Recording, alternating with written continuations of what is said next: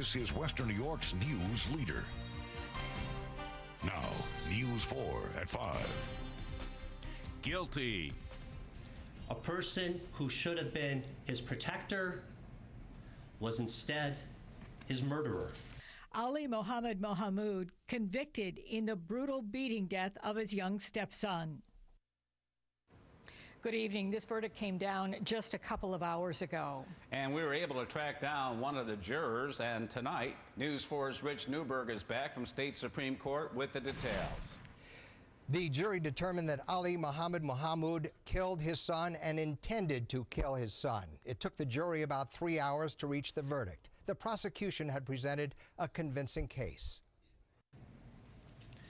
Intent to cause death? How about intent to slaughter?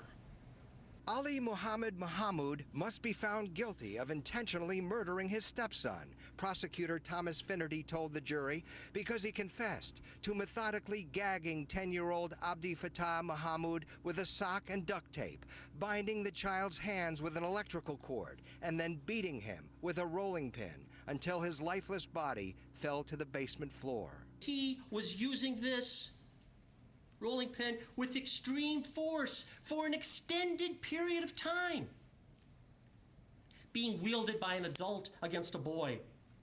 Struck so hard with so much force, it injured his heart, his kidney, his lungs. It broke 2 ribs. Mr. Muhammad caused his son's death. The second element has not been proven. It cannot be proven. And that was that he acted intentionally. Defense attorney Kevin Spittler told the jury the stepfather had gone into an uncontrollable rage because Abdi, who was in 5th grade, had tried to run away from the house and had refused to study for an upcoming test in school. Why did he lose control? As I've said,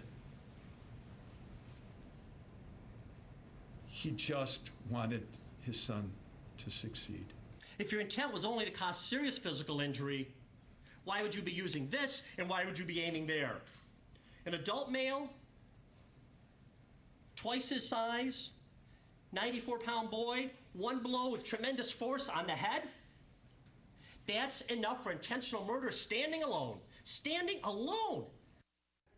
The most difficult part for the jury was the question of intent. One juror told News 4's Brittany Smallwood that when Abdi got sick to his stomach after the initial beating, the stepfather could have stopped the assault, but he again stuffed a sock in the child's mouth, duct taped his mouth, and started beating him again. Another juror talked to News 4 about sitting through this most disturbing case. The trial was really an excruciating process. Having to view all the evidence was pretty horrifying. Today in the jury room, we were really very thoughtful. People were very concerned that we make the right decision. We wanted to be sure that what we were deciding was what the law actually told us to do, and we were concerned with following the judge's instructions. But once we deliberated, we came to a unanimous decision without too much difficulty. District Attorney Frank Sedita talked with us after the verdict and said it was one of the worst crimes he has ever seen in Erie County. Coming up at 5:30, Don and Jim will hear from the DA and the stepfather's attorney, Kevin Spittler. Reporting live, Rich Newberg, News 4 at 5. Thank you, Rich. Be sure to stay with News 4 and WIVB.com for the very latest on this case and the sentencing. You can also follow breaking news on our Facebook and Twitter pages. Also new at 5, the teenager accused of murdering a little girl in Niagara Falls was due back in court today. 16-year-old John Freeman is charged with killing 5-year-old Isabella Tennant in August. Isabella was staying with her great-grandmother at the time. Freeman was a family friend. Isabella's body was found in an alley, and prosecutors say a co-defendant, Tyler Best, helped Freeman place the girl's body in a trash container. We're also following a big developing story about the Boy Scouts of America. Today, the Scouts released confidential files on men suspected of child sex abuse and how cases were even covered up. At least 20 cases here in Western New York are included in the documents, but no specifics have been released yet. We're working on getting that information for you right now. Meantime, the public files are painting a very disturbing picture. Inez Ferre has the details. The Boy Scouts of America released almost 15,000 pages of its so-called perversion files. The documents contain the names of more than 1,200 scout leaders and volunteers accused of child sex abuse between 1965 and 1985. The Boy Scouts knew they had an institution-wide problem with child abuse and didn't take steps to deal with that. The Oregon Supreme Court ordered the Boy Scouts to release the files. The names of victims and witnesses were blocked out before the documents were posted online. Lawyers who fought to have the files made public accused the Boy Scouts of covering up sex abuse cases. You do not get to keep secrets about hidden dangers to children. Period. End of conversation. The Boy Scouts says the purpose of the files was to keep child molesters out of the organization. But abuse victims, including Tom Stewart, say the files did not protect them. You know, I do want to speak for all the victims that can't speak for themselves.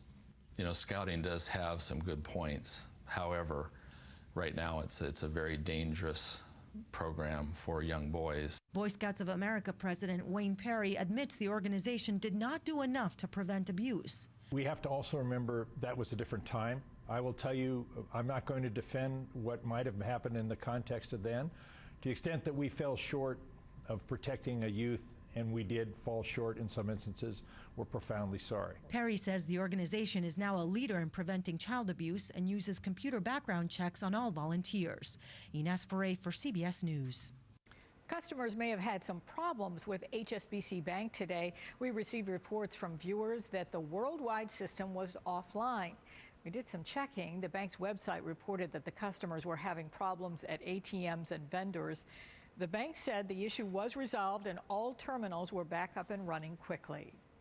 A former paralegal now admits that she stole a fortune from an elderly client. 56-year-old Pamela Blood pocketed more than $311,000 for personal use, including a gambling habit. She pleaded guilty to grand larceny and faces up to 19 years behind bars when she's sentenced in January.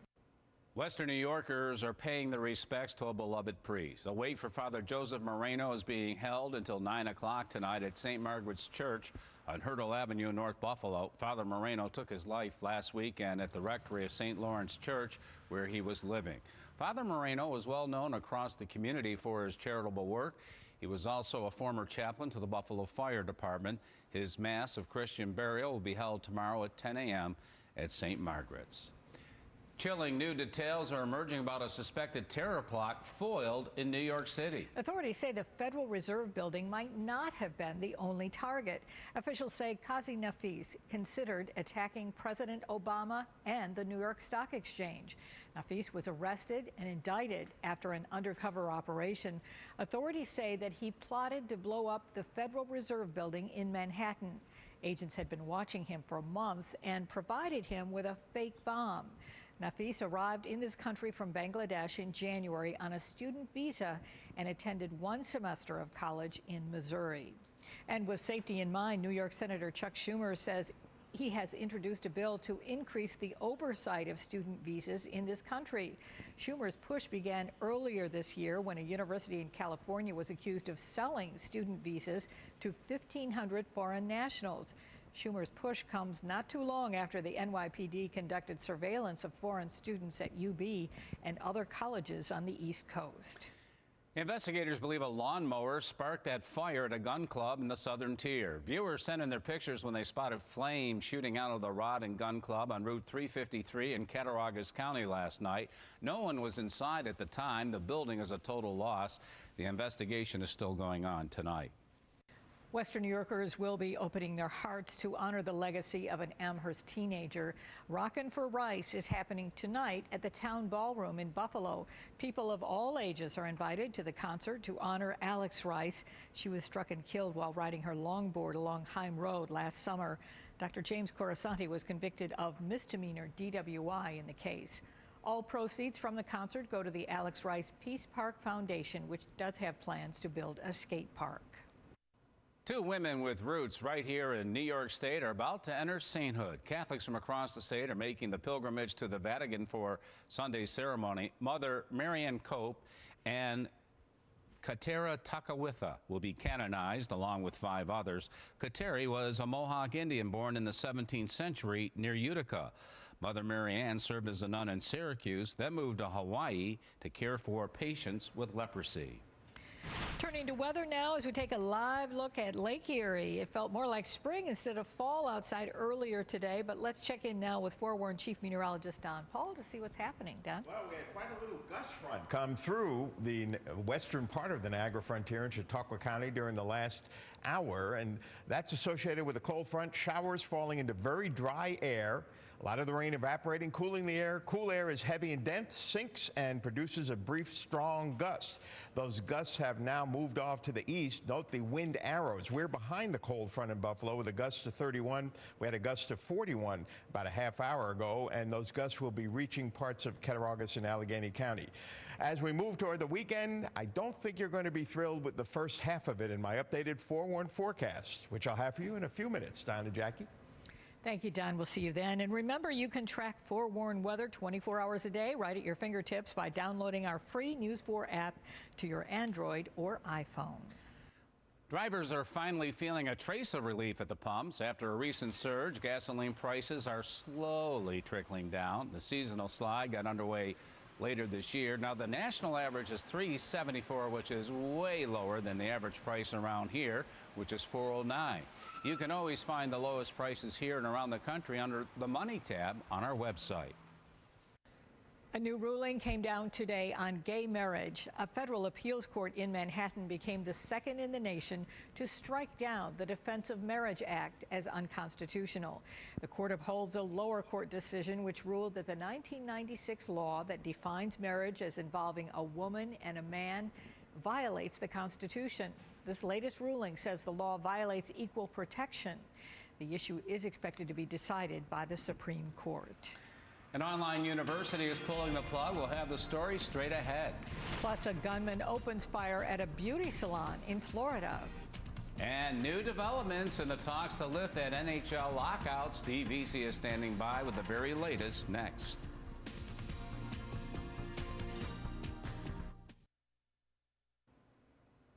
Bloodshed at a beauty salon in Florida today. 3 women were shot to death before the gunman killed himself. Now, this happened right outside Orlando. 2 women hid inside a bathroom. Another ran out the back door. Police say the 36-year-old man was recently served with a domestic violence injunction and was supposed to be in court today. 3 people have now been arrested following a gruesome discovery at a burning bar in Denver. 5 people were found dead inside the bar yesterday. Police believe the victims were killed and then the fire was set to cover up the killer's tracks. One of the suspects appeared in court today. Police say robbery was the motive. That deadly outbreak of meningitis has taken a new turn. Health officials have now confirmed the fungus behind the outbreak has been found in unopened vials of steroid pain medication. The FDA said the fungus was in one lot made by a pharmaceutical company in Massachusetts.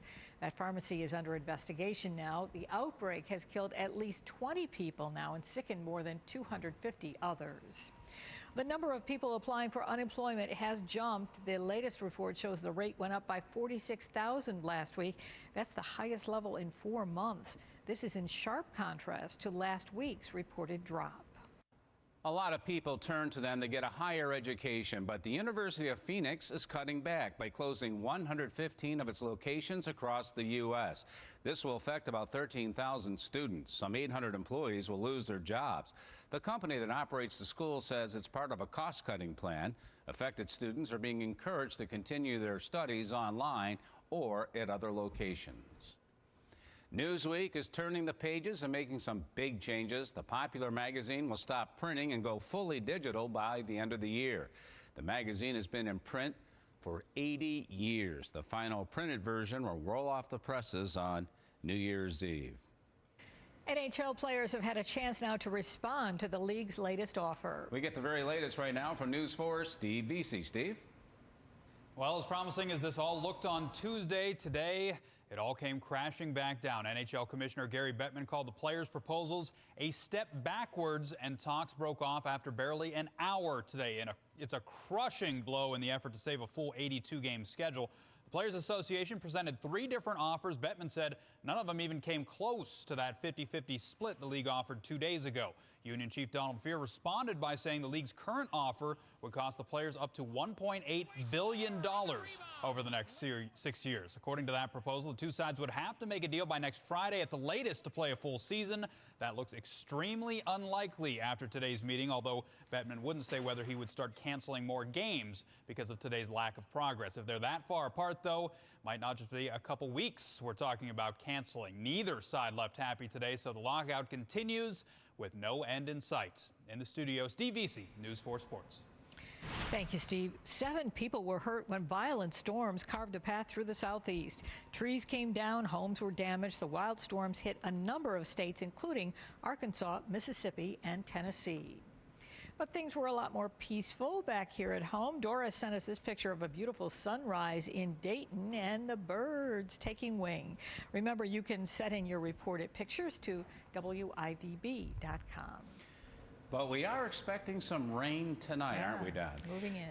Yeah, not too much. Everything worked out right on schedule today.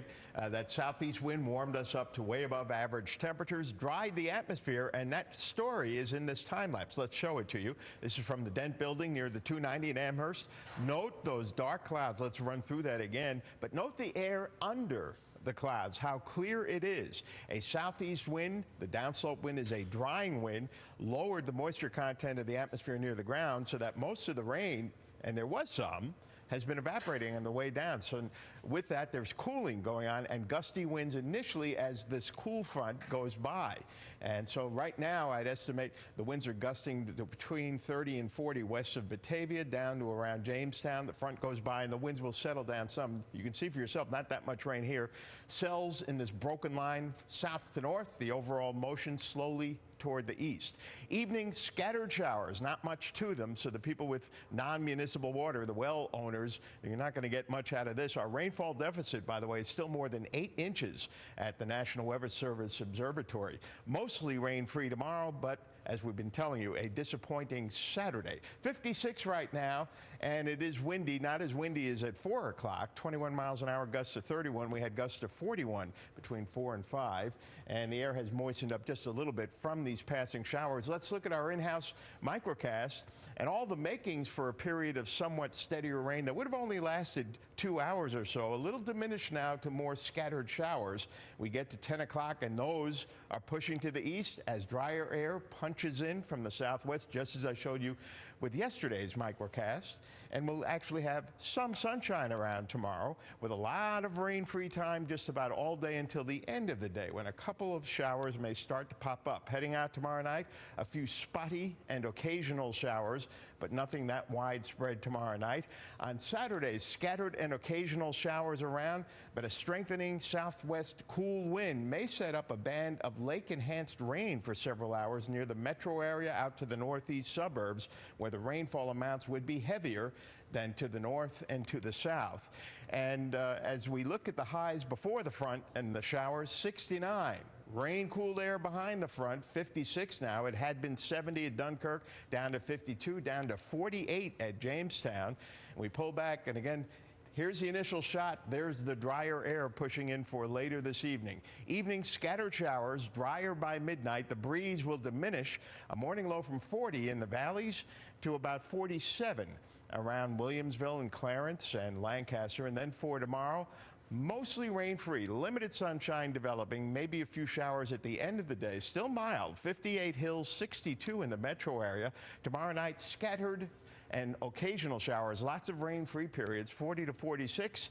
On Saturdays, scattered and occasional showers, a little more numerous, a chilly breeze developing with a chance of a band of heavier lake effect rain near the metro area in the afternoon, 49 to 55. Little deterioration in the Sunday forecast. Some lingering moisture could still leave us with a couple of showers early on Sunday. I still believe we'll become partly sunny, breezy and pleasant for the game considering the time of the year, in the mid and upper 50s, and we're back to spring-like temperatures next week. In fact, next week looks like much above average temperatures for virtually the entire week. come back in the next half hour, Don and Jackie. We'll see you then, Don. And the hunt for new planets has come across something very exciting. When we come back, details on a new world discovered not too far from us, astronomically speaking. Plus, $1 in a dream pays off big for Western New York's newest millionaire.